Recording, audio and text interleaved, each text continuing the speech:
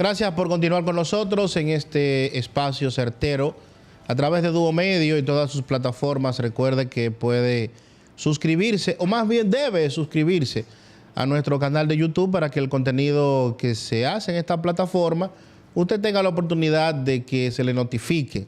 Dele la campanita, suscríbase. También en Instagram, deje su comentario, comparta nuestro contenido a través de nuestras redes sociales, también en Facebook. Y a la gente que nos ve a través de Televiaducto Canal 3, también gracias por acompañarnos. Bueno, y tal y como nos decía el compañero Alfonso de Los Ángeles, está con nosotros el licenciado Leonte Rivas, destacado jurista de nuestra provincia Espaillat, a propósito de varios temas que en el momento están en la palestra y que corresponde a analizarlo desde el punto de vista legal, desde el punto de vista de lo que se podría dar en relación a penas, sentencias, audiencias, en fin, siempre es interesante conversar con el amigo Leonte Rivas, quien recibimos en este momento. Bienvenido. Un aplauso ahí, muchachos. Aplaudimos todos. Bienvenido, profe. Un placer tenerlo aquí con nosotros. El placer y el honor es mío poder compartir ideas con ustedes. Excelente. Profe, como usted comprenderá, nosotros tenemos muchos temas que tratar con usted, pero uno de los que más nos atañe es conocer cuál es el estatus de lo que se pueda saber en función de el joven, ¿cómo se llama? Sebastián. Sebastián, y el tema del Colegio Educare y todo lo demás.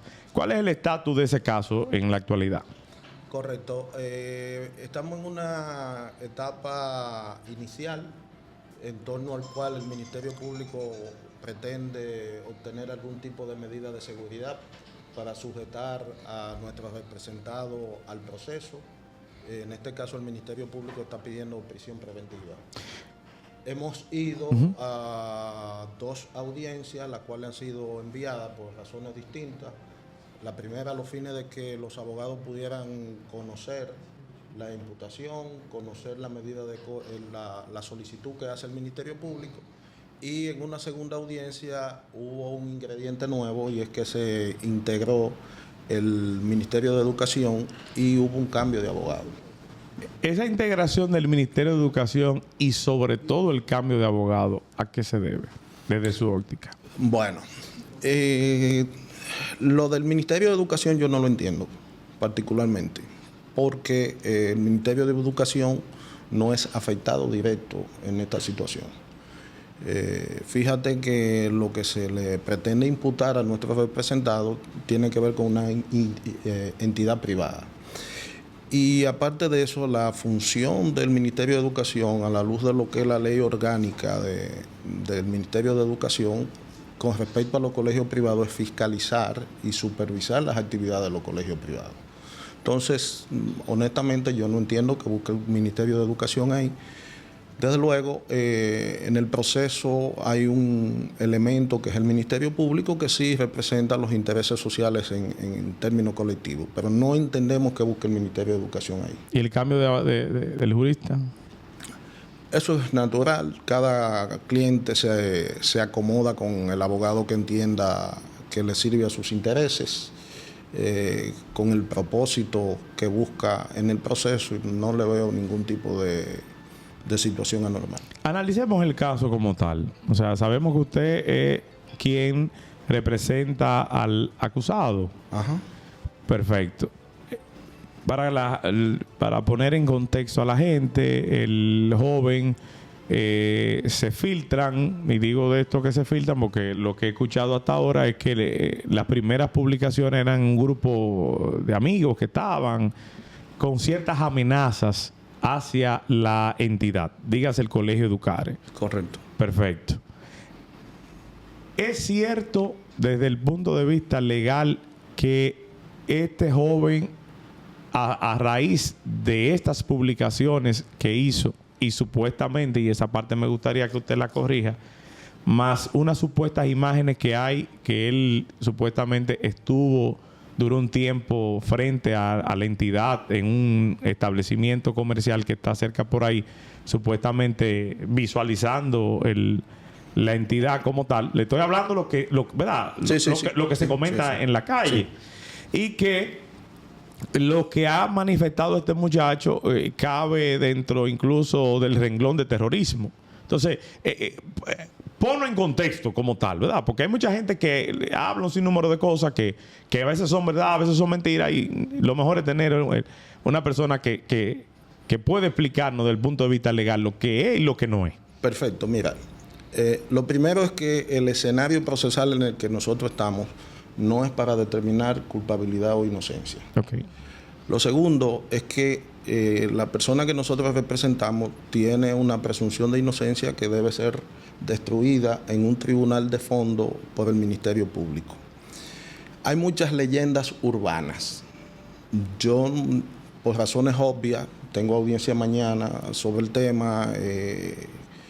Por cuestiones de estrategia procesal no puedo ahondar lo necesario, pero sí debo decirte que esto es el producto de un miedo colectivo, es el producto de una situación irrazonada de muchas personas que se dejaron llevar del pánico de un padre en específico que tiene nombre y apellido, que es una persona connotada de este pueblo, que alborotó los padres con una situación que realmente no es de la magnitud de lo que se está planteando. Por ejemplo, el tema de que este muchacho anduviera merodeando por el lugar, eso es una burda mentira. Ese muchacho trabajó en términos de pasante y hay una persona muy connotada de aquí de Moca que puede dar testimonio de esto, que es el señor José Collado, que lo tuvo en su negocio trabajando en condición de pasantía y en razón de eso asistía prácticamente diario a ese lugar. Pero esto no pasa más de una ola de pánico. El pánico está científicamente estudiado. Cuando se impregna en las masas, yo entiendo a muchos padres, muchos de ellos que son mis amigos, muchos de ellos que son gente querida de mi entorno profesional, de mi entorno familiar, de mi entorno amistoso, que se han dejado confundir en su instinto paternal y maternal por ese rumor. Hubo una persona, te reitero que me voy a reservar el nombre, que fue que encendió la mecha de ese pánico y ese pánico ha llevado a conmover a la ciudad de Moca y a una familia por 15 días en torno a un hecho que no tiene ningún tipo de relevancia. La llamada histeria colectiva. Exactamente. Eso es lo que ha ocurrido.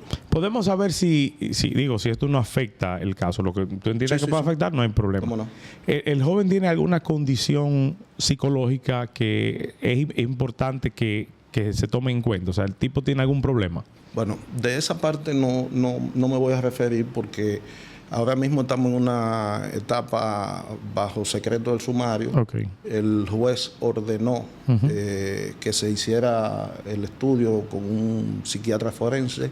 El estudio nosotros lo tenemos a mano, se va a discutir mañana en la medida y en la proporción que deba ser aplicado al caso de la especie y sería una indelicadeza mía. Correcto. Independientemente de eso, la ley me prohíbe a mí como abogado traer a la palestra pública situaciones que se van a discutir bajo secreto. Okay. En el asunto ya sabemos que hubo la publicación,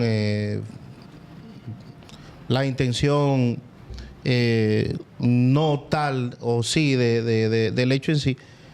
Durante este proceso, el apresamiento, los días que ha tenido que pasar en prisión, ¿cuál ha sido la reacción? ¿Ha habido un arrepentimiento total del hecho en relación a lo que, como usted señala, se ha convertido en un caso que ha trascendido incluso a nivel nacional?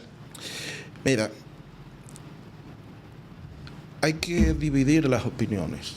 Si tú enfocas lo que significa el pánico impregnado en los padres de Educare, va a haber situaciones entendibles. En la ciudadanía, en las personas que han conocido y han tratado a Sebastián desde niño, dan cuenta que es un muchacho que no ha tenido ningún tipo de confrontación ni en la escuela, ni en el hogar, ni en la sociedad, ni en ninguna parte. Es más, voy a dar un dato. Estamos hablando de una persona sumamente reservada. Una persona que, a pesar de tener 20 años de edad, yo me atrevo a decir que no ha puesto un pie en una discoteca. Yo me atrevo a decir, y todos pasamos por esa edad, que a esa edad no ha ingerido bebida alcohólica. Yo me atrevo a decir, incluso, que es una persona carente del más mínimo sentido de peligrosidad. Las imágenes están ahí, las fotos están ahí. Cuando entramos a las redes sociales, y yo monitoreo las redes sociales constantemente con respecto al tema de lo que opina la gente, es muy fácil etiquetar quién está dentro del pánico creado por esa persona en específico y quién, como persona común y corriente, observa la situación como una indelicadeza que ocurre en el mundo de los likes.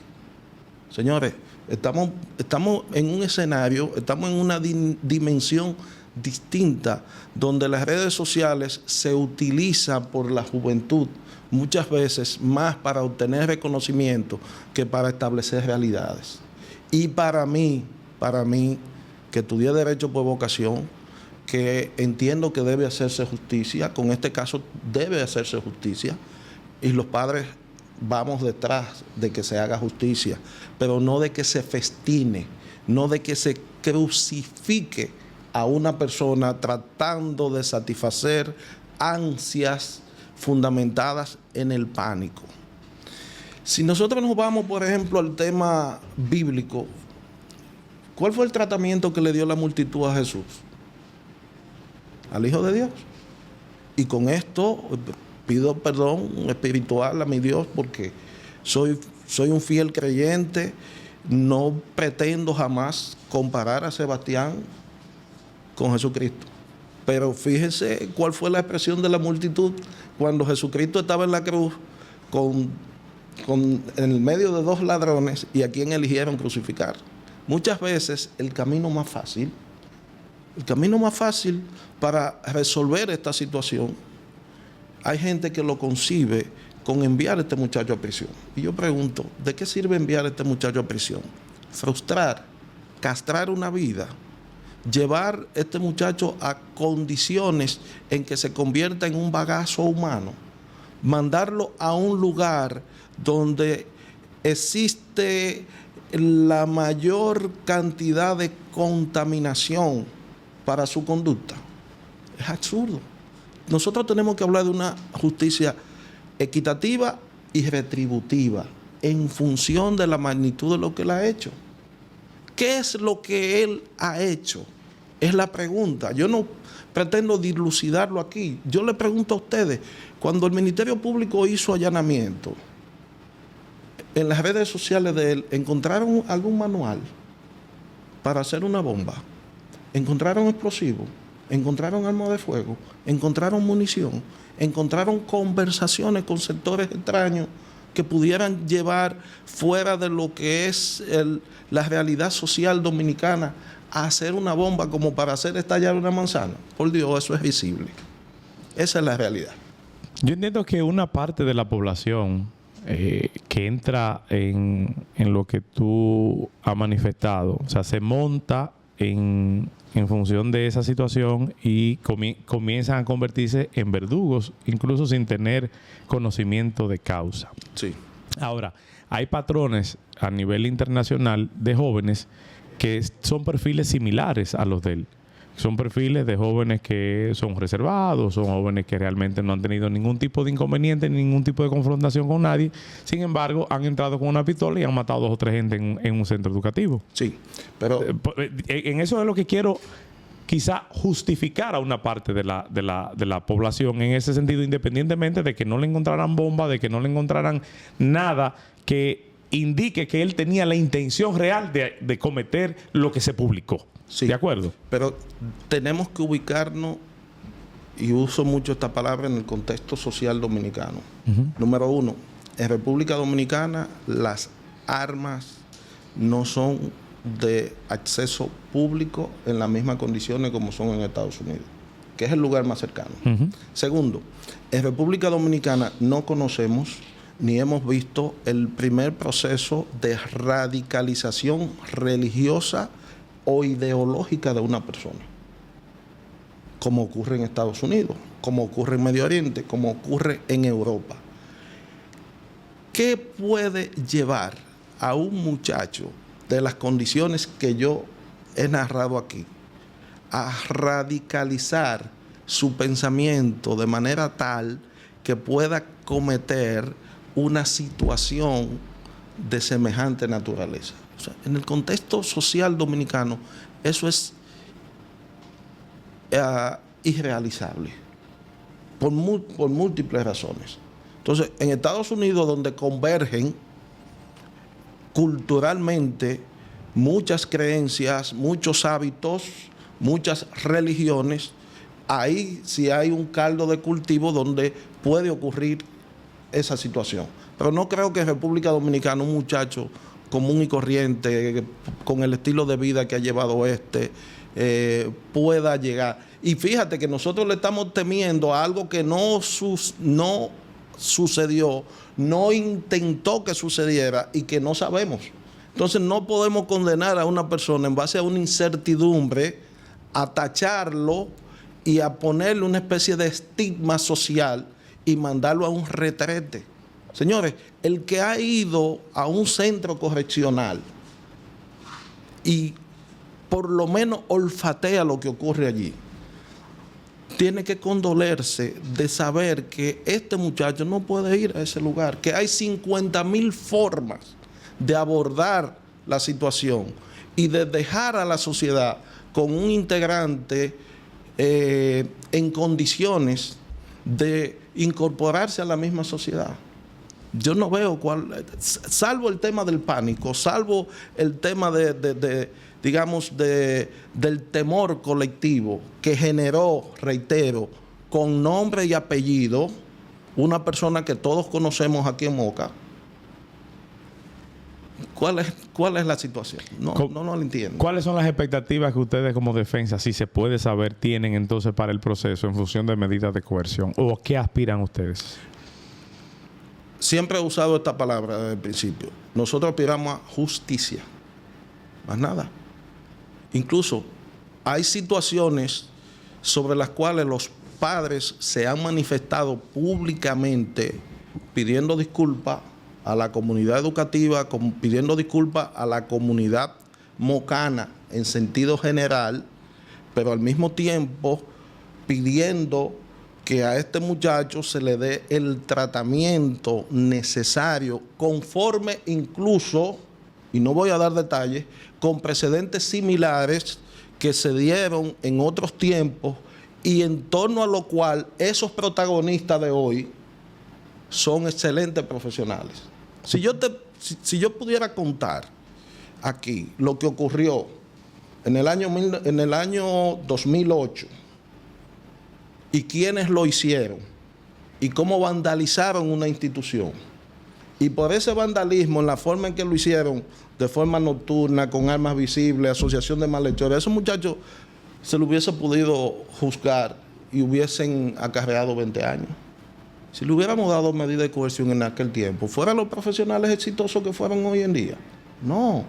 Entonces, reitero, justicia retributiva, una justicia llamada a dar a cada cual lo que le corresponde en proporción y en magnitud de lo que ha ocurrido. Señores, aquí ha habido una amenaza. Solamente. ¿Pudiera esa amenaza, y esto vuelvo y lo pregunto si lo puede contestar, esa amenaza, ese pronunciamiento por parte de ese joven, pudieran estar ligados a alguna situación que él vivió en esa entidad cuando estudió ahí? Eso es lo que nosotros hemos invitado a descubrir. Sería mezquino de mi parte decir que ocurrió esto o ocurrió aquello. Lo que ha pasado en los últimos 15 días apenas me ha permitido tener un contacto esporádico con mi representado.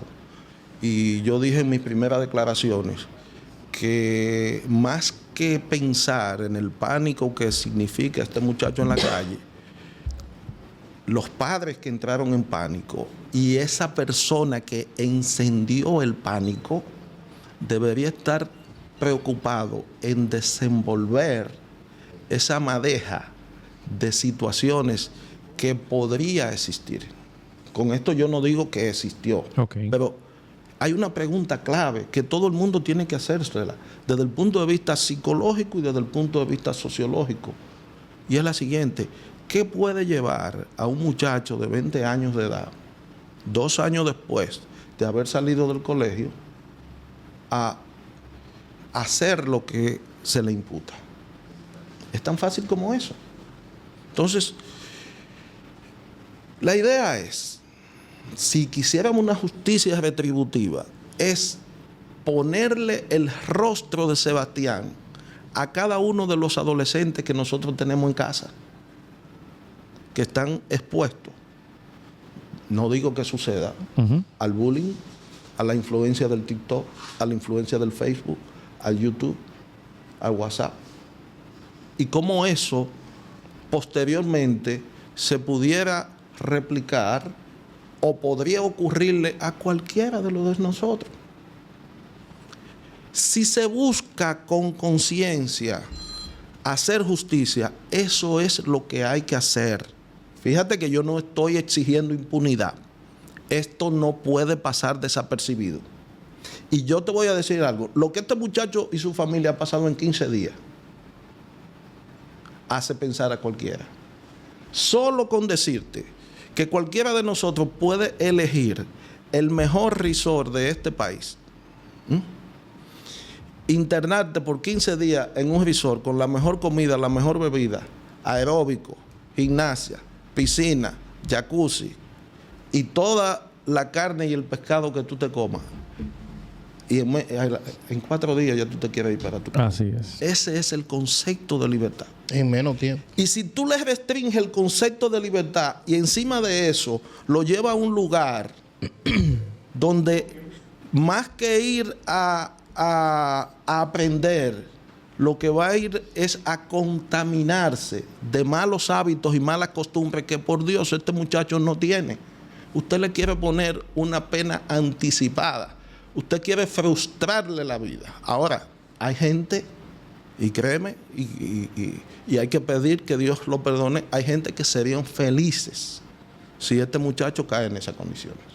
Bueno, miren, ya en la parte final, porque el tiempo en los medios siempre va rápido, no quisiera dejar pasar tu visita por aquí por Certero para hacerte algunas preguntas y tener, y si es posible, como cuando todo esto finalice, que hagamos otro programa para que analicemos todo el caso. Dios mediante. Y poder entonces hablar un poquito más claro. Así porque es. entiendo y respeto que como está en el proceso hay muchas cosas que quizás no se pueden hablar de forma más clara. Pero tenemos un compromiso de venir a hablar de ese caso aquí cuando todo haya culminado. ¿Cómo no?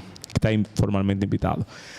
Tú eres una persona muy activa, emitiendo tus comentarios en Twitter, en los grupos donde estamos y todo lo demás. ¿Qué opinión te merece a ti la reforma a la Constitución de la República? Ese es ese punto no quiero dejarlo pasar teniéndote aquí en el programa.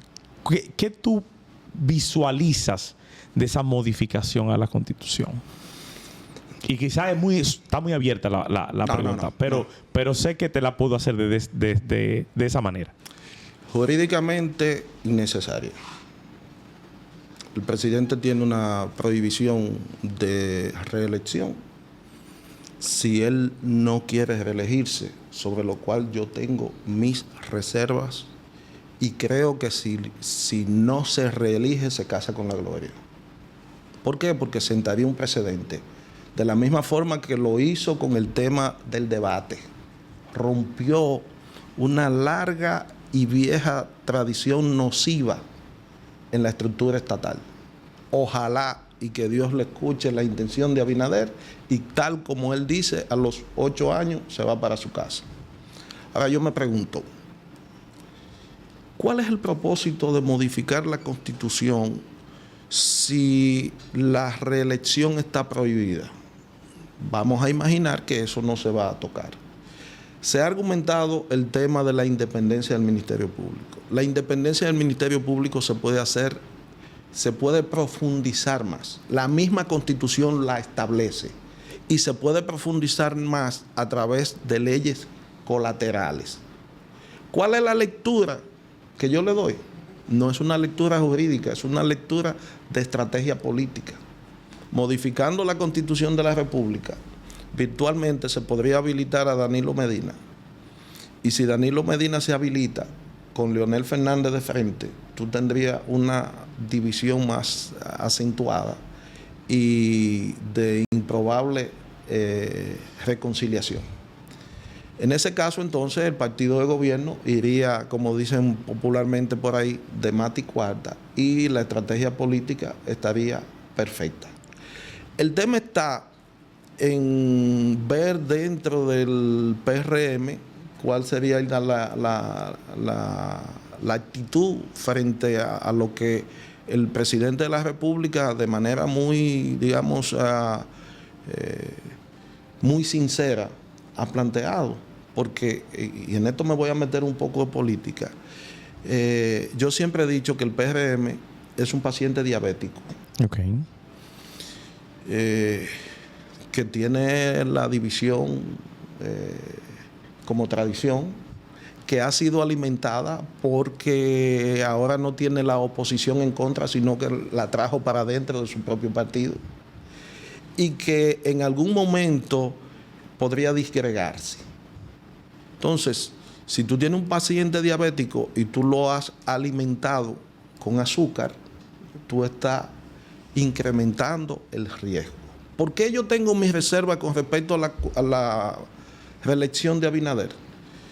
Porque en ese partido, si se desatan los demonios, ojalá que no sea así, y cada cual ala para su lado, el único, valga la redundancia, que podría unificar es Luis Abinader.